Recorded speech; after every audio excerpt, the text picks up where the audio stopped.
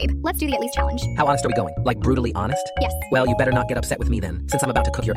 Okay, fine. I'm starting. At least I have friends. At least I've got kind, loving parents. At least I'm not an unemployed bum. At least I don't have depression. At least I don't suck at basketball. At least my dad didn't leave to go get milk. At least I'm not built like a stick man. At least I don't have a body count triple my age. At least I'm not shorter than 6 foot. At least I'm not 6 foot wide. At least I didn't get caught sniffing my crush's seat and then suspended in middle school. Rizap, give me something to say. You're stepping on thin ice, dog. Here, say this and you might still keep her. At least I've got a beautiful girlfriend. At least I've got a beautiful girlfriend. Baby. That was unexpected, but cute. But back to the game, silly. At least I'm not built like Big Mom. At least my source of income doesn't come from stealing homeless people's tip jars. At least I didn't have to travel 10 miles for clean water when I was the age of 3. At least I didn't live in a trailer park with 30 siblings. At least I don't live in the hood. At least my dad and uncle aren't the same person. At least I can swim. At least I can tolerate spice. At least I don't have to worry about getting McDumped by a cop. At least I don't smell like 24/7. At least I didn't have to wear shackles as part of my outfit. Okay, babe, that's too far. At least I didn't get picked on in high school for being built like a raspberry. At least I don't take resent. At least I don't smell like an aquarium down below. At least I can run a mile without having a heart attack. At least my mom didn't 200 pump herself.